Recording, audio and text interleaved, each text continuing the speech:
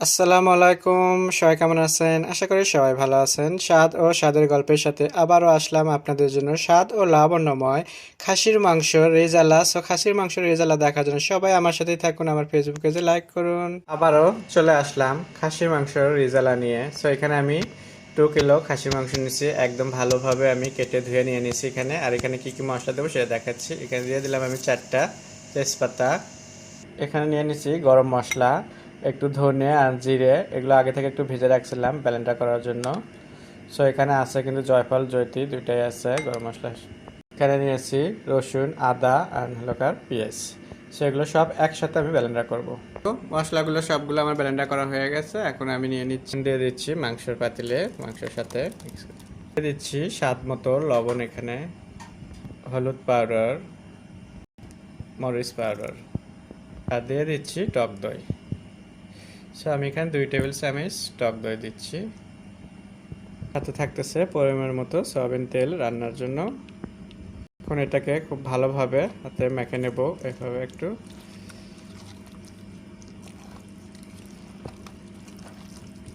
আমি সুন্দরভাবে কিন্তু এটা হাতের সাহায্যে মেখে নিচ্ছি। নিয়ে এটাকে আধা ঘন্টা 40 মিনিট যদি আপনারা মেখে রেখে দিতে পারেন তাহলে ভালো, কিংবা যদি সময় কম থাকে তাহলে সাথে সাথে আপনারা চুলোয় বসে দিতে পারেন।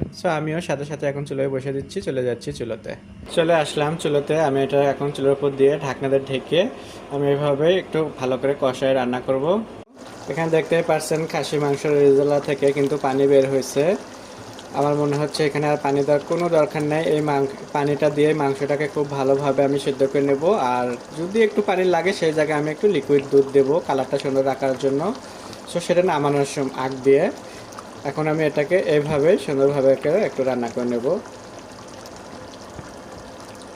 চুলোর ওপর রেখে দিলে কিন্তু হবে না, মাঝে মধ্যে কিন্তু নাড়াচাড়া দিতে হবে। দেখতেই পাচ্ছেন আমি চুলোটা একটু কম করে দিছি, দিয়ে আমি এটাকে করতেছি। তেলের উপর উঠে গেছে, সুন্দর একটা কালারও এসে গেছে। আমার কিন্তু রান্না শেষ হয়নি, এখনো বাকি আছে। সেই পর্যন্ত আপনারা আমার সাথে থাকুন, ধৈর্য ধরে দেখবেন যে আজকে খুবই মজাদার আপনাদেরকে দেখাবো খাসির মাংসের রেজালা করে। আশা করি আপনাদেরও খুবই ভালো লাগবে। আমি এখন আমি আবারও ঢাকনা দিয়ে সুন্দরভাবে একটু রেখে দেবো, দিয়ে কুকিং করে নেবো। রেজালার কালারটা কিন্তু খুবই সুন্দর এসে গেছে। এটা একদম আমি অল্প আঁচে রান্না করে নিলাম। দেখতেই পাচ্ছেন রান্না করতে আমার 40 থেকে 45 মিনিটের মতো লাগে গেছে। রান্না কিন্তু আমার আর 2 থেকে 3 মিনিট রান্না করলে আমার এটা হয়ে যাবে। আমি চুলা অফ করে দেবো। নামানোর আগ দিয়ে আর একটু সামান্য উপকরণ দেওয়া বাকি আছে, সেটা আমি দিয়ে দিচ্ছি। ওটা দিলে একদম 100% টেস্ট একদম এসে যাবে। এখানে কোনো আর 90% কিংবা 80% নো, একদম 100% থাকছে। আমি দিয়ে দিই কি মশলা দেখাই। তো আমি এখানে দিয়ে দিচ্ছি কিছু কাঁচামরিচ আস্ত এভাবে। এটা যখন আপনি 2 মিনিট জাল করার পরে করবেন, ঢাকনা তুলবেন, ঢাকনা এটার খুবই সুন্দর একটা কিন্তু ঘ্রাণ আসে। সেটা ঘ্রাণটা খুব খেতেও ভালো লাগে। এখানে দেওয়া আছে টক দই। টক দইটার একটু টেস্ট বাড়ানোর জন্য এখানে দিয়ে দিচ্ছি চিনি। চিনিটা দিলে টক দইয়ের টেস্টটা একটু বেড়ে যাবে। এখন আমি এটাকে সুন্দরভাবে মিশিয়ে নেব, নিয়ে ঢাকনা দিয়ে আমি 2 থেকে 3 মিনিট রান্না করে নেব এটাকে।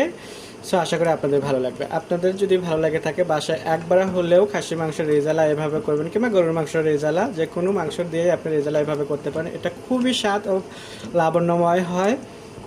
এটাকে আমি ভালোভাবে একটু মিশিয়ে নিলাম। এখন আমি আবারও ঢাকনা দিয়ে রেখে দিচ্ছি।